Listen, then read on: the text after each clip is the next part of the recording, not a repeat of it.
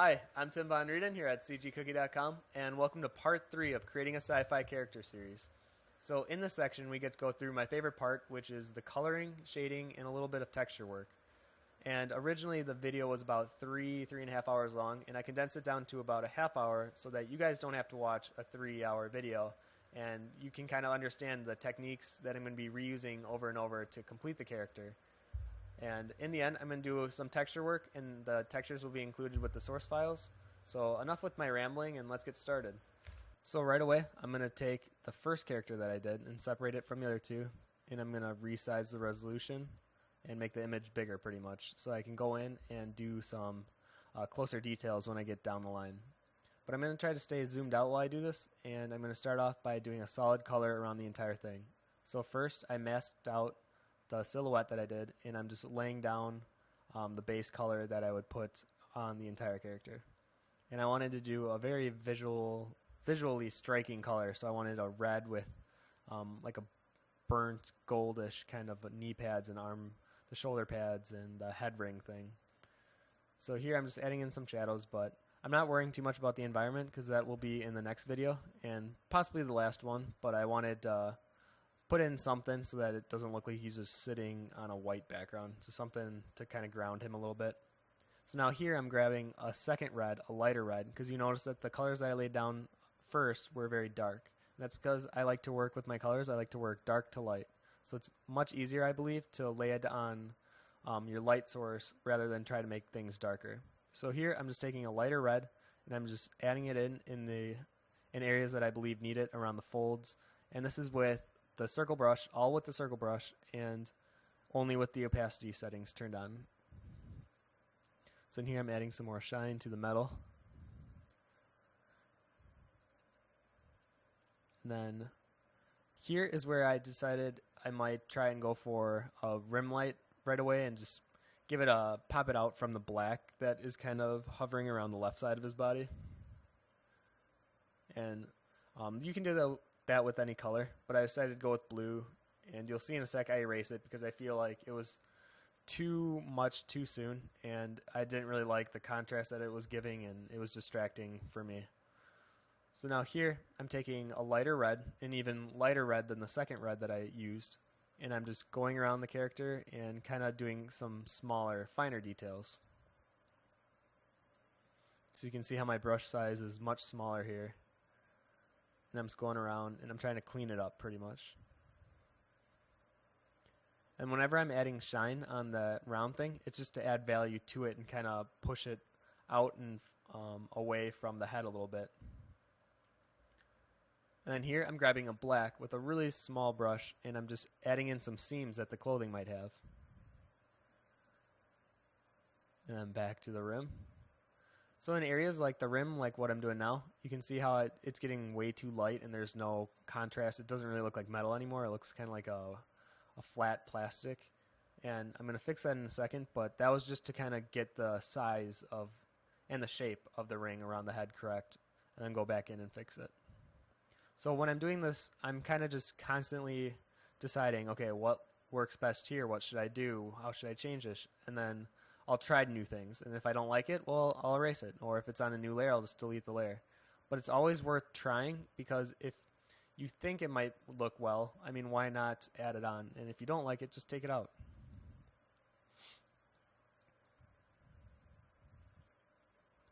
So I'm just building up some more color. I decided to make that original color of the knee and arm and ring to a more kind of orangish, burnt looking copper or something, or like a worn gold, I guess you could say.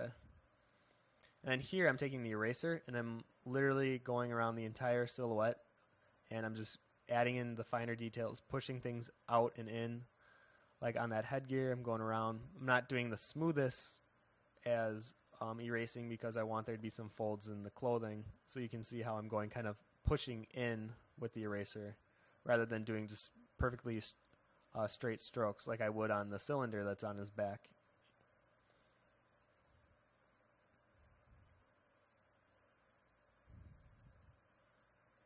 So I'm just really trying to shape out the rest of his body and give it more of a form.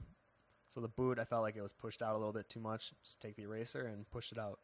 And push it in, I mean. And this you can do at any stage. I mean, if you even feel like, if you're in the beginning or near the final stage and you feel like it needs some touch-up work around the edges, well, just take your eraser and go for it. Don't feel like you have to do it during a certain stage in the concept art process. Now here I was trying to do another color, try to add in some variance to the red that is so striking on the chest. And then I decided it just wasn't working, and then I eventually take it out. But this is one of those things where I'm experimenting with different colors, and I'm experimenting with things that I think might look right, and I'm taking that chance. But if it doesn't work out, well, I mean, I might have wasted like 3 minutes, but it was good that I at least checked, because then if I did like it, then that was 3 minutes that just made my concept even that much better. So now here, this is where I'm really adding some value and shading to the metal, and I'm adding this shadow based on my light source. So I probably should have started this with where I'm placing my light, and it's coming from an upper location, and you can kind of see how I'm placing my light, and I'm placing those shadows based on that light source. So the entire character, I'm keeping that in mind the entire time. That's what I'm thinking the entire time I'm doing this, of where my light source is coming from and how that reflects on my character. So that's why, like, on the back, the canister is so dark, is because there's very little light hitting it. But then on the front, that red is so striking because that's where most of the light's hitting. And then metal, since it's a different reflective surface, it might have a little bit more highlight to it. And that's why you'll see some like white into the metal, but you won't see much white in the actual clothing, because clothing doesn't just reflect the light perfectly back like a mirror, you know. So now here's where I actually got into the skin and the face. And this is where I really started to add some character to it, because not only am I trying to keep color and light in mind while I'm doing this, but I'm trying to make sure that this character actually has a life of its own, and it comes out during this process of when you add smaller details onto it. So in a second, you'll see I'll zoom in closer to kind of see what I'm doing here. And for the skin, I'm using two colors, a darker skin tone and a lighter skin tone. And that's just for the basic. And then I'll start adding more later on, but just to get a rough form of the face, I'm just using those two colors. And then to get the eyes in, I'm remembering that it's in shadow, so you won't see too much of the eyes, but I wanted to make sure that you're able to see the color of the eyes and kind of see the blue eyes that are being hidden by the shadow. Just to add a little bit more to him. And if you couldn't see his eyes, I mean, it would still probably be representative of his mood, and like he just seems like he's bummed out, but I think actually seeing just a glimpse of the eye just makes it that much more stronger. And here you can see I resized just using the selection tool. Just grab it, move it, and then fill in the color right like that. So now here's when I add in my third color, and this is using the skin brush, and this is a lighter peach kind of a tone, and I'm adding this around to where the light would be hitting the strongest. And then I'll be going back and forth of fixing the eye and then zooming out, seeing if it looks good, zooming back in, fixing the face, zooming out. And it's just a constant process of, does it look good far away? Because when you do zoom in, sometimes it might look amazing when you zoom in, but then as soon as you pull out and you look at your canvas from farther away, it looks pretty terrible and doesn't even fit with the rest of the character. So you want to be aware of zooming out whenever you're zoomed in. Just make it a good habit. So in here I decided to add some smaller, quick strokes to kind of represent the hair from his eyebrows and the beard that I gave him.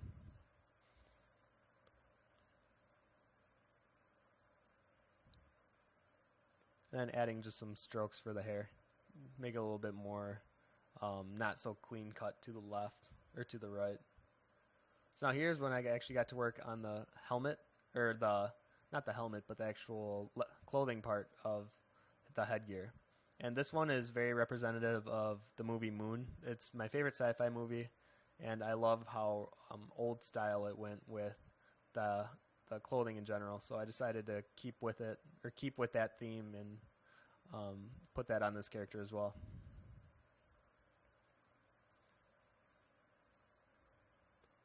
And for these kind of like worn looking leather, I'm just taking a circle brush and I'm kind of doing not random strokes, but harsher edge strokes, and I'm kind of crisscrossing them a little bit. So like with the metal, I try to keep it smooth and a stroke line, but with clothing, I try to mix it up a little bit and get a little bit of a harsh line to it. So here I'm just going inside of that ear section and showing that the light would be hitting some of that inside. And that just adds more depth to the headgear. And I'm adding more of a hairline to them. And now I'm actually filling out the hand.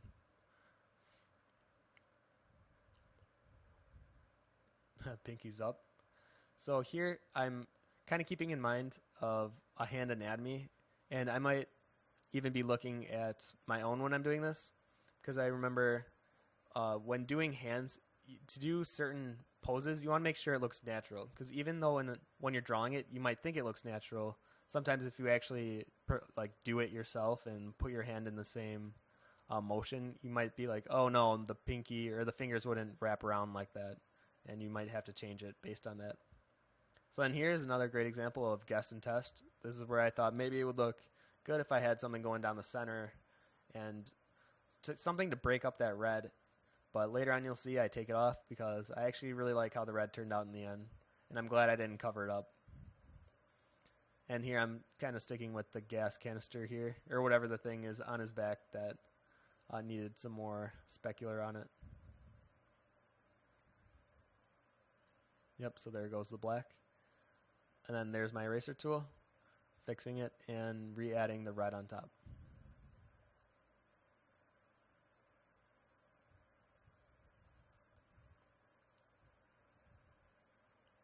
So this is just doing some finer detailing, just going in, making sure that the anatomy fits the proportion of the character.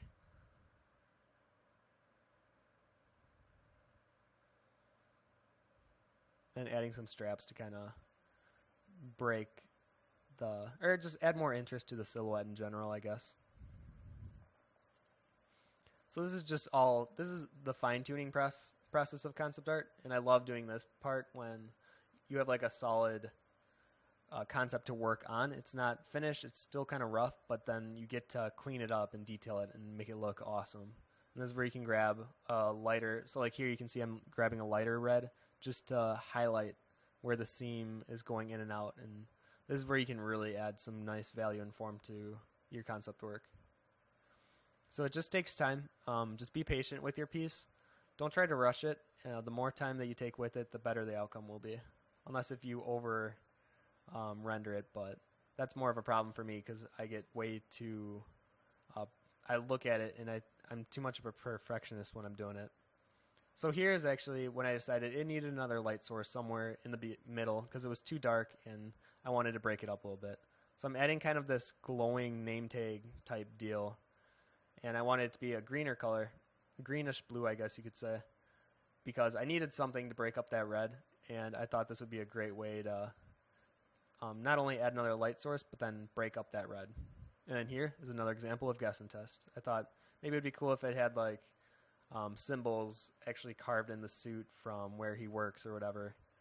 And it was okay when I was doing it, but then after a while I was just, no, it didn't fit with the character and didn't fit with the mood, so I had to take it out. So now I went back to the light. So I'm adding that glow just using a soft edge brush. And then since it is now becoming a light source, I have to treat it as so. So you'll see I'll grab the regular hard edge brush and I'll add in that green around the arm and the inside of his chest area to where it should be applied.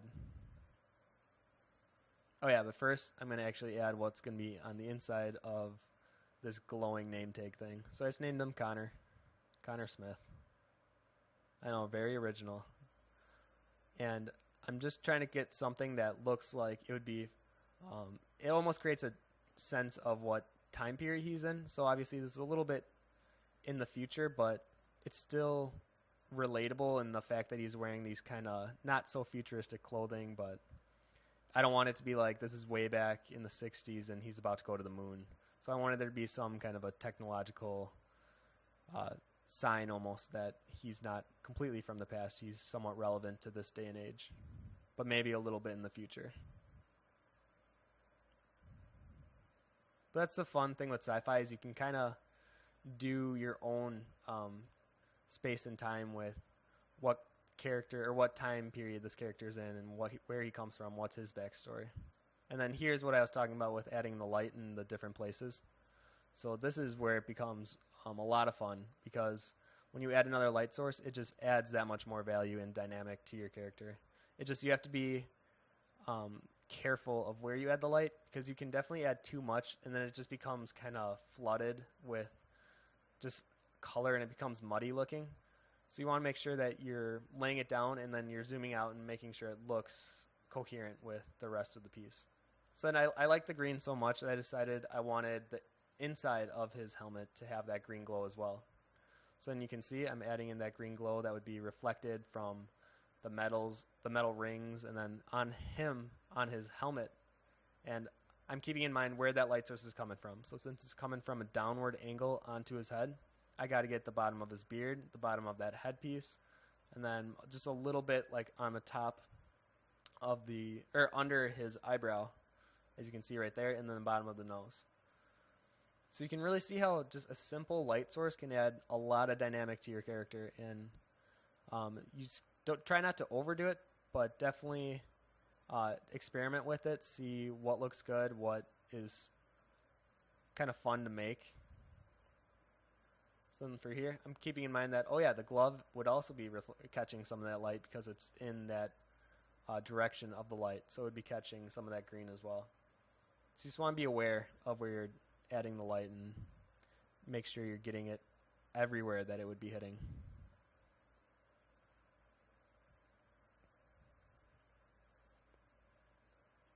And from here, I'm just doing some cleanup work around the edge.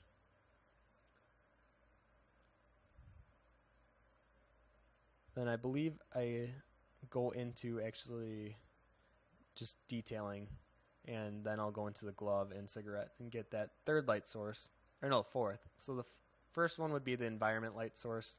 Second would be the one from the name tag. Third would be from the headgear. And then the fourth would be from the cigarette that he's smoking. It wouldn't be as prominent as a light as the other three, but it still has that faint orange glow that needs to be represented. Or it doesn't have to, but it should be if it's glowing bright enough on the glove and whatever else it's around. So I'm just adding some oranges and reds, or oranges and yellows, and doing some overlays, and that's pretty much it. And then I'll add just smaller strokes along the outside of the glove to represent where the light is catching, as you can see.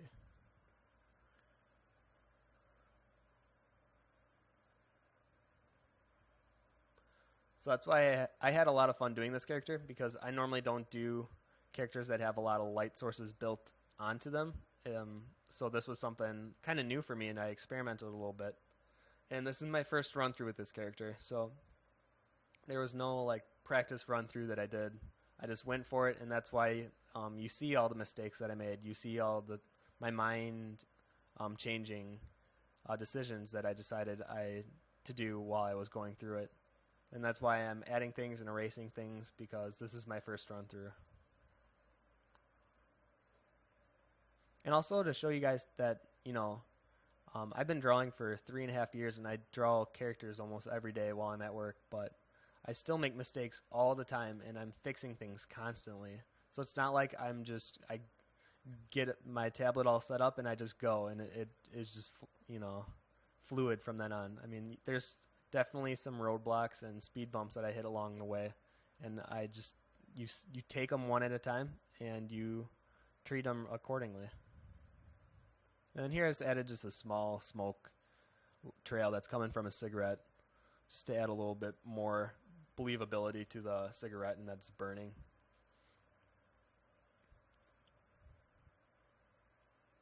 And I'm adding some minor highlights around the character right now. So if you can see my color picker, it's even when I'm doing highlights, it's not a pure white. I try to save that for either the last bit or for really reflective surfaces.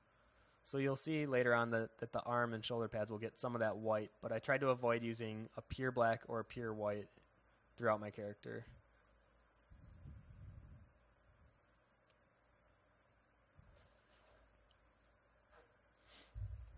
So I'm adding some more detail to the legs, which I've been kind of I haven't been focusing much at all on this entire process so far, and his left arm.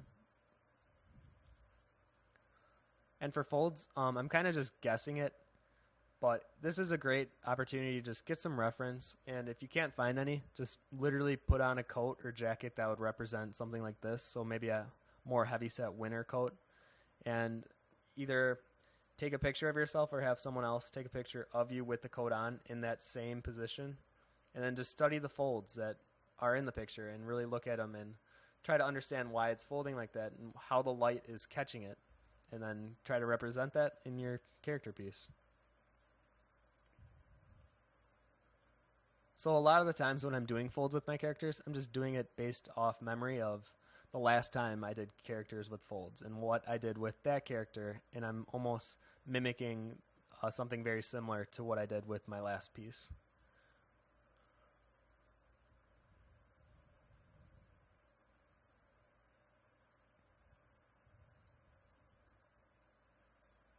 And with folds, you definitely want the light source to be not only apparent but cohesive around the entire piece.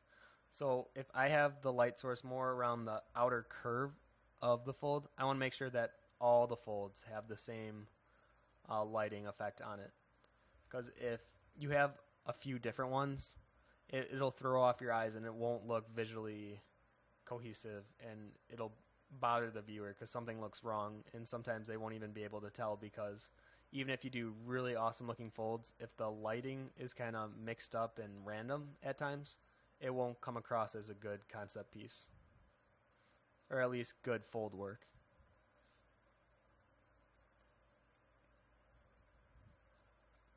And something else I try to do with this character is I try to show my paint strokes or my brush strokes a little bit more.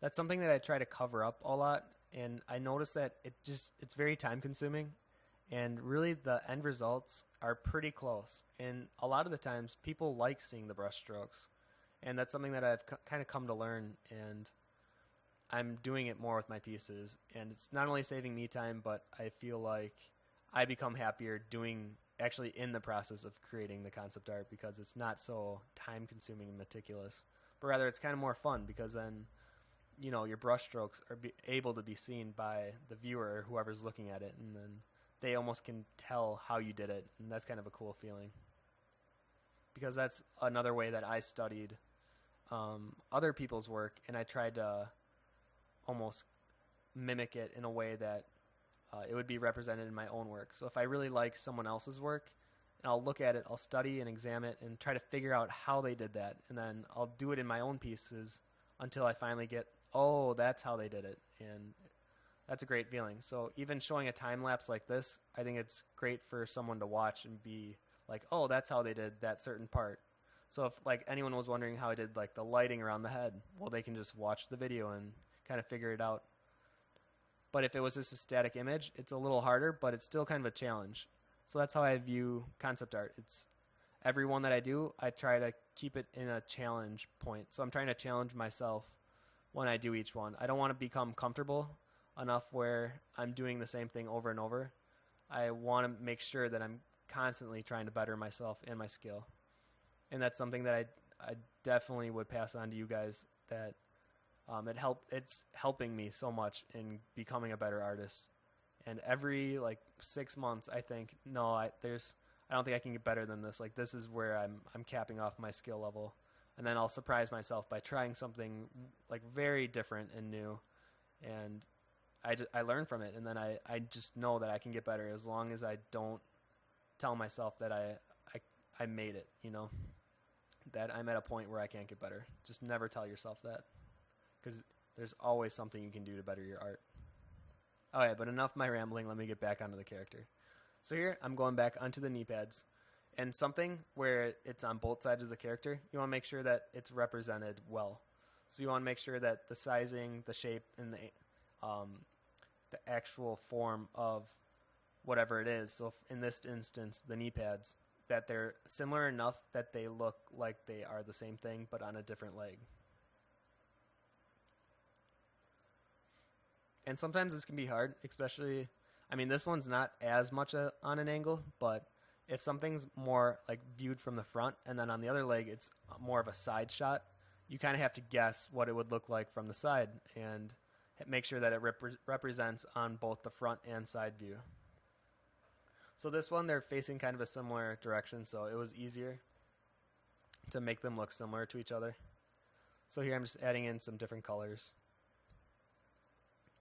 trying to give it more of a sheen with adding in some lighter colors. You can see though with my color picker, that's not white that I'm adding right now. That was a lighter brown, and now here is when I'm going to go in with my white and add in that reflective detail. But I'm not adding much. It's just the little amount of white that you can add to a metal surface that'll just make it pop out, and you don't have to do much work at all. Because sometimes you can add too much white and it looks like it's a very shiny and like it's just out of focus, and you don't want to do that to your piece. You want to make sure that it's coming across as metal, it's reflective, and keep it as that. And for the boots, I'm not adding too much detail because I want the focus to be more on the upper body of the character, more where that green is pulling your eye visually up to his head. So I'm not adding too much detail to the boots, but enough where you can kind of tell that, you know, they're boots and they're brown.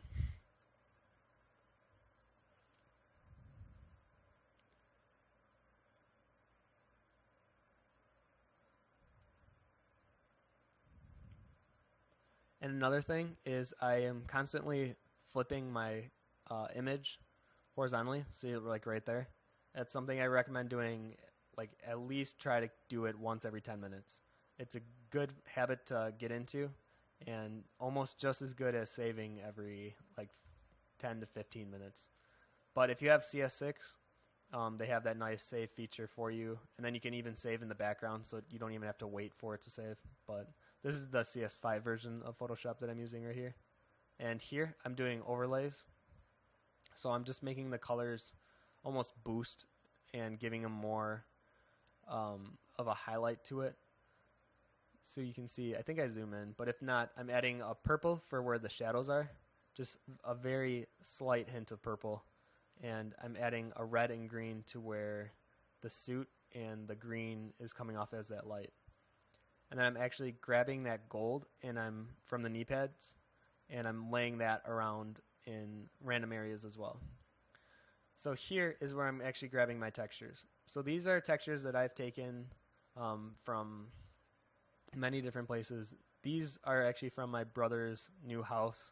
This was a tarp that was in his garage, and I'm just taking it because I liked the mesh that it had, and I felt like it represented a good clothing material for something like this.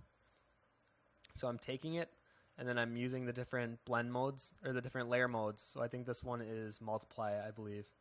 And I'm turning the opacity down so it's not, you know, too visually striking, but enough where you can still get that mesh kind of a look.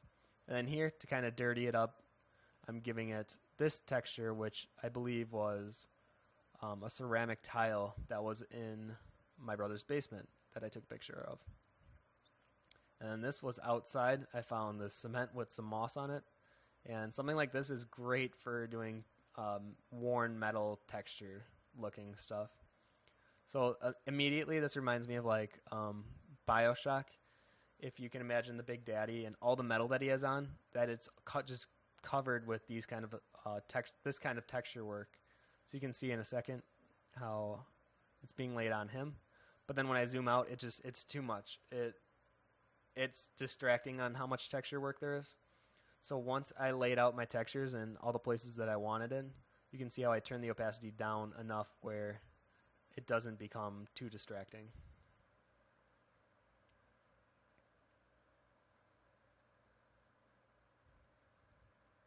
And there we go. So then from here, I'm just cropping it off to make it visually more appealing. because it was a little bit too long. Changing the background to gray. And that's something that you could have done in the beginning if you like working on a gray background. But for this, I want to do a white to kind of emphasize the silhouette that I'm working off of. And then I'm adding just a little bit of brush work to the background to break up the gray that's going on. So just like a speckle brush. And there we go. So then in the next video, I'm going to take you through the environment and hopefully finish it off from there. So thanks for watching. If you have any questions, let me know. And I hope you learned something.